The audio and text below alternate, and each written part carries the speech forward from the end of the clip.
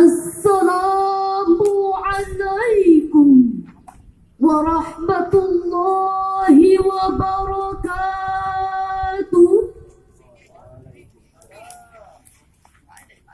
Alhamdulillahilladzi ja'ala Indonesia daulatan mustaqillah. Asyhadu an la ilaha illallah wa asyhadu anna Muhammadan Rasulullah. Amma ba'd. Dewan Hakim yang arif dan bijaksana, hadirin sebangsa dan setanah air yang kami banggakan. Masaki Kimai adalah seorang pakar manajemen industri perkebangsaan Jepang, mengatakan there will never be progress if you do something from time to time.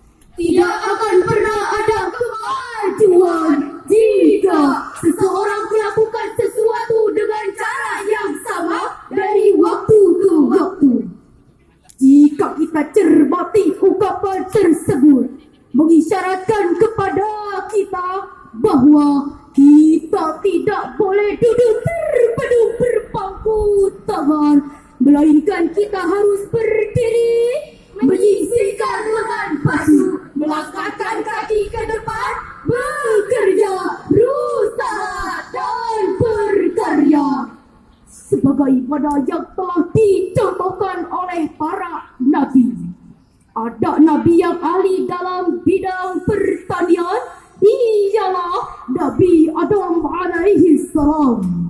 Ada nabi yang ahli dalam bidang perlombaan, ialah Nabi Daud alaihi salam. Ada nabi yang ahli dalam bidang peternakan, ialah Nabi Ibrahim alaihi salam. Bahkan hadirin, ada nabi yang ahli dalam bidang perdagangan, ialah Nabiullah kita, Habibina wa Syafi'ina wa Maulana Muhammad.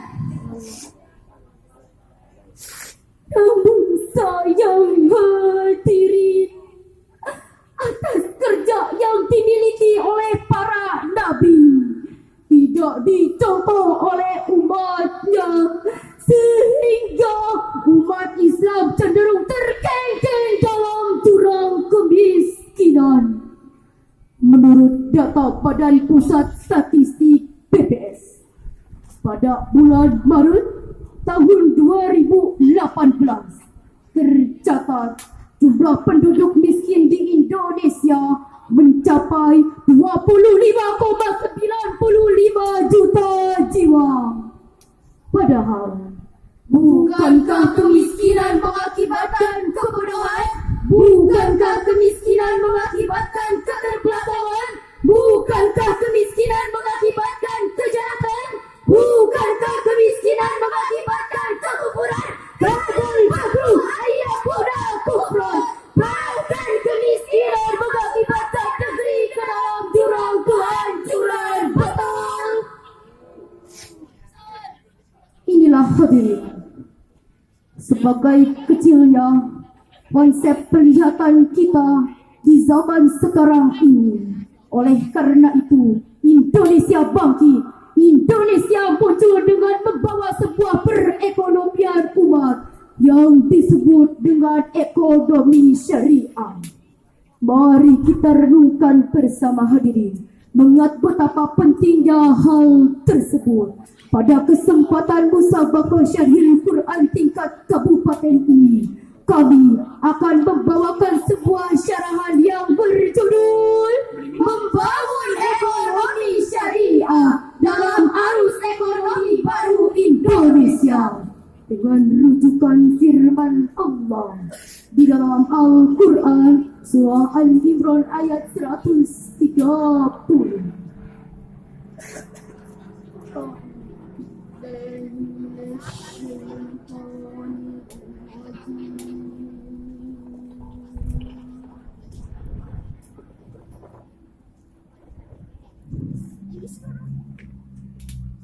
Bismillah.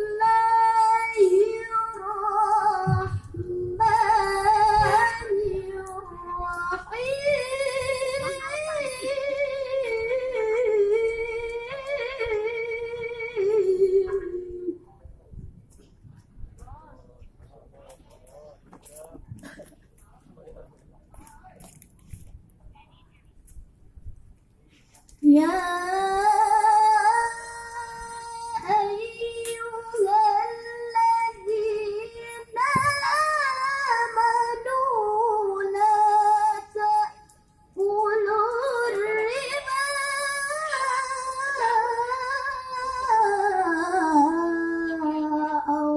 أضعافا مضاعفة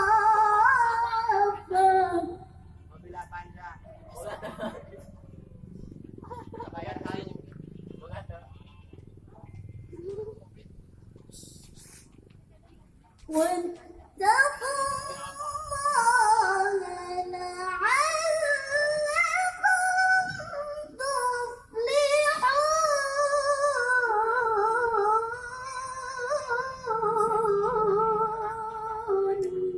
Hamba berlindung di bawah kuasa-Mu ya Allah dari usikan setan yang terkutuk dengan menyebut nama-Mu ya Allah yang maha pengasih lagi maha penyayang. Wahai orang-orang yang beriman, janganlah kamu memakan riba dengan berlipat ganda dan bertakwalah kepada Allah agar kamu beruntung. Lanturan ayat tersebut terdapat kalimat la ta'kulur riba, janganlah kamu memakan riba. Sedangkan tertera dalam kaidah usul fikih al-aslu fin nahi li tahrim, pada asalnya setiap suatu larangan merupakan suatu yang haram.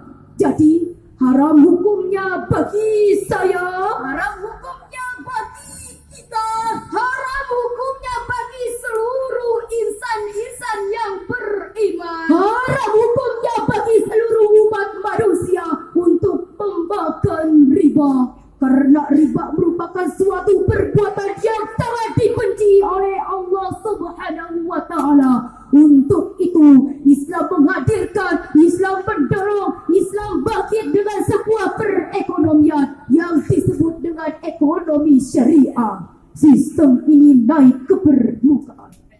Nilai-nilai dan ukhuwah kebersamaan muncul dengan artian bahwa setiap manusia harus saling tolong-menolong, yang kaya menolong yang miskin, yang kuat menolong yang lemah. Namun sayang hadirin, pada zaman sekarang ini kita tidak bisa menutup mata bahwa praktek riba sangatlah marak berbakti negara kita Indonesia. Untuk membayar bunga hutang mereka saja, belum lagi kewajiban mengembalikan hutang mereka. Ini sungguh mengkhawatirkan. Kondisi marak berbakti riba di negara kita telah jauh-jauh digambarkan oleh Rasulullah sallallahu alaihi wasallam dalam sabdanya. An Abi Hurairah qala qala Rasulullah sallallahu alaihi wasallam qala ya'ti 'ala an-nasi zamanun ya'kuluna ar-riba faman lam ya'kulhu min asaba mubarak.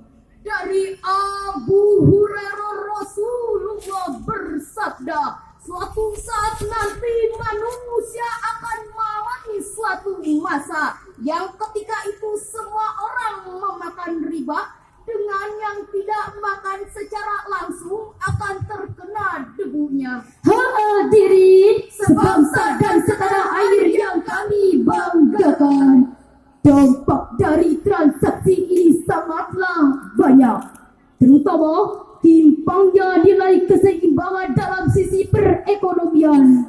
Yang kaya semakin kaya dan yang miskin semakin miskin. The rich richer and the poor poorer. Jawa Timur ya Jawa Timur, Jawa Barat ya Jawa Barat. Yang makmur semakin makmur, yang melarat semakin melarat. Yang miskin jangan bersedih dan jangan sesali. Yang kaya janganlah bangga dan jangan busukkan dada. Derajat manusia di sisi Tuhannya bukan karena hartanya. Derajat manusia di sisi Tuhannya hanya karena takwanya. Dari itu bertakwalah dalam hidup yang sempurna. Dari itu bertakwalah dalam hidup yang berharga. Walaupun suara kita tak semerdu Via Valen, tapi kami yakin say cekar. Lalu, bagaimanakah konsepsi Islam dalam mengantisipasi persoalan ini? Sebagai jawabannya, mari kita renungkan firman Allah di dalam Al-Quran surah An-Nisa ayat 29. Ya ayyuhalladzina amanu la ta'kulu amwalakum bainakum bil batil.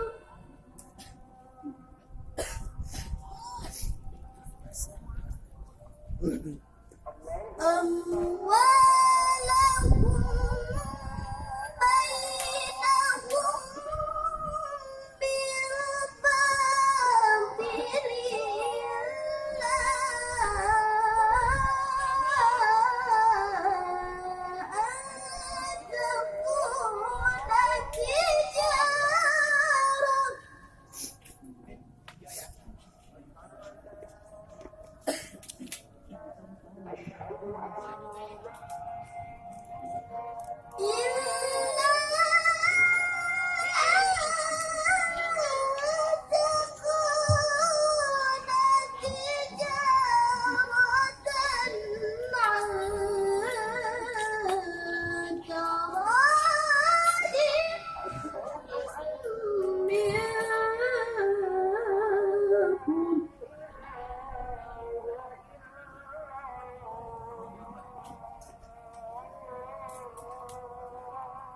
ولا تقتلوا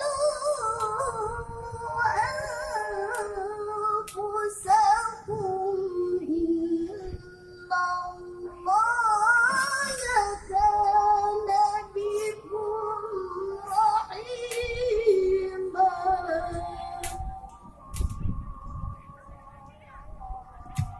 صدق Allahul Azim.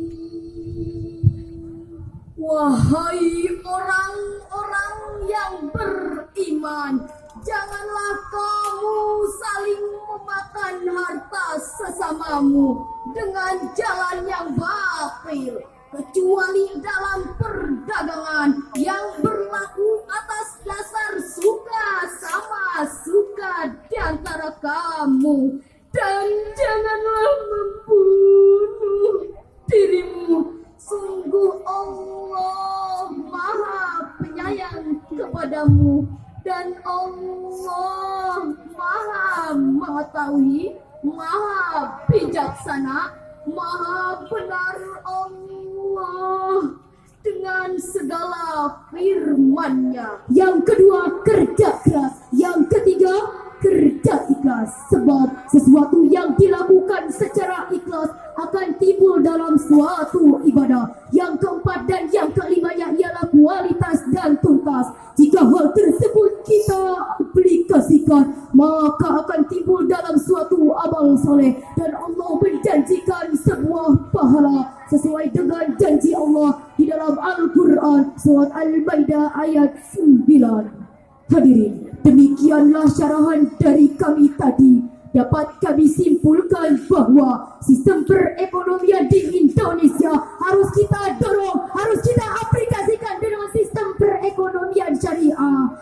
menjaga cara pemberdayaan ekonomi umat, maka secara tidak langsung segala bentuk kebodohan, segala bentuk keterbelakangan, segala bentuk kejahatan, segala bentuk kekufuran akan hilang dengan sendirinya. Mari kita berdoa kepada Allah agar senantiasa berada dalam lindungannya. Amin ya rabbal alamin. Sungguhlah ilmuku masih dangkal, kelakuanku masih nakal, sifatku masih bengal, tutur kataku masih menjanggal. Sekian dan demikian, mohon maaf bila ada kesalahan. Usikum wa nafsi bitaqwallah. Wassalamu alaikum warahmatullahi wabarakatuh.